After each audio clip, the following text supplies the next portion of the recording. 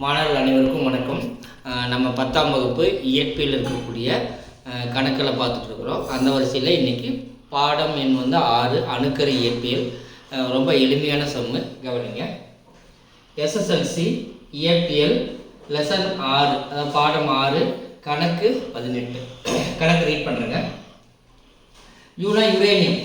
Uranium 92 235 ஒரு alpha சிதைவிற்கும் ஒரு beta சிதைவிற்கும் உட்படுகிறது. இறுதியில் புதிதாக தோன்றும் உட்கருவில் உள்ள நியூட்ரான்களின் எண்ணிக்கையை கணக்கிடு. ஸோ முதல்ல நம்ம கொடுத்துருக்கக்கூடிய தனிமம் அப்படிங்கிறது யுரேனியம். இது P1. 2, இது என்ன பண்ணுது அப்படின்னா ஒரு ஆல்பா சிதைவு, அதுக்கப்புறமா என்ன பண்ணுதுன்னா ஒரு பீட்டா சிதைவு. இந்த ரெண்டையும் முடிச்சுக்கிட்டு ஒரு உட்கரு உருவாகுது.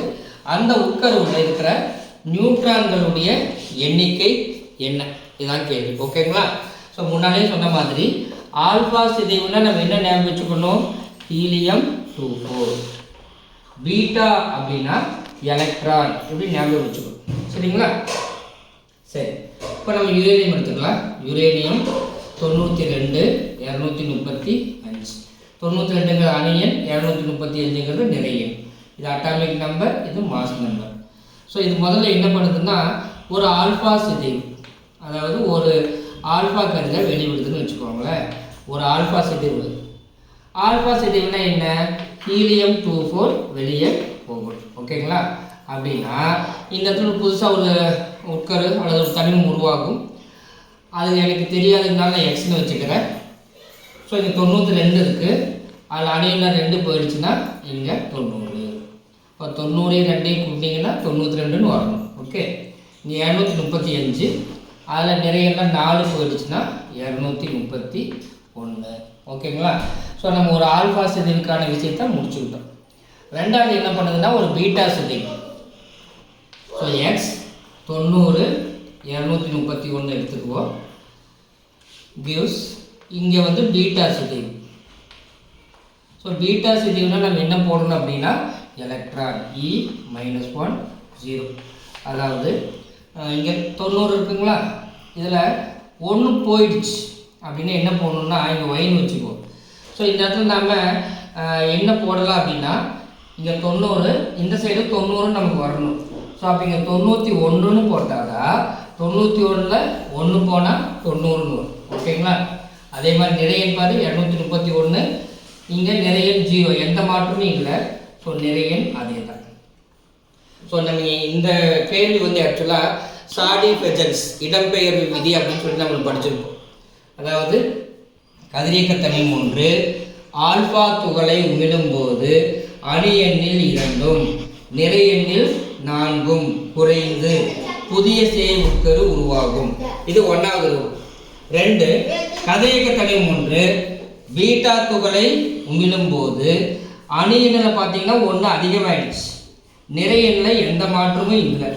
ஸோ கதிரியக்க தனிமம் 1 பீட்டா துகளை உமிழும்போது அணு எண்ணில் 1 அதிகரித்தும் நிறை எண் மாறாமலும் புதிய சேய் உட்கரு உருவாகும். இது ஆக்சுவலாக சாடி-பெஜன்ஸ் விதி. ஓகேங்களா? இதை நல்லா படிச்சுக்கோங்க. ஸோ இப்போ நம்ம ஒரு ஆல்பா சிதைவு முடிச்சிட்டோம், ஒரு பீட்டா சிதைவையும் முடிச்சாச்சு. இப்போது நமக்கு கிடைச்சிருக்கிற உட்கரு Y91 231. ஓகேங்களா? இப்போது இதில் நியூட்ரான்களுடைய எண்ணிக்கை நம்ம கண்டுபிடிக்கணும். நியூட்ரான்களின் எண்ணிக்கை நம்ம எப்படி கண்டுபிடிப்போம்? நிறையன் மைனஸ் அணியன், அதாவது தலையிலிருந்து வாழ கழிக்கணும். நிறையன் மைனஸ் அணியன். ஓகே, ஸோ நிறையன் எவ்வளவு? 231 231 மைனஸ் அணியன் எவ்வளவு? 91. ஸோ ரெண்டையும் மைனஸ் பண்ணிங்கன்னா 1 1 போச்சுன்னா 0, 3 9 போகாது 13, 13ல் 4 போச்சுன்னா 13ல் 9 போச்சுன்னா 4, 1க்கு 1. ஸோ நியூட்ரான்களுடைய எண்ணிக்கை 140. ஓகேங்களா? ஸோ இந்த மாதிரி கேட்கலாம். ஒரு ஆல்பா ஒரு பீட்டா சிதைவு இங்கே கேட்டிருக்காங்க. சில நேரங்களில் 2 ஆல்பா சிதைவுக்கு உட்படுகிறது அப்படின்னு கேட்டாங்கன்னா நீங்கள் 2 முறை ஹீலியம் 24 வெளியே போகிற மாதிரி போட்டு அந்த சம்மை முடிக்கணும். ஓகேங்களா? ஸோ ரொம்ப எளிமையான சம்மு தான், பாருங்கள்.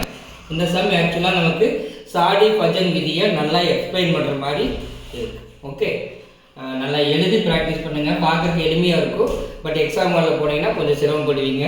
திரும்ப திரும்ப எழுதி பாருங்கள். Okay, thank you.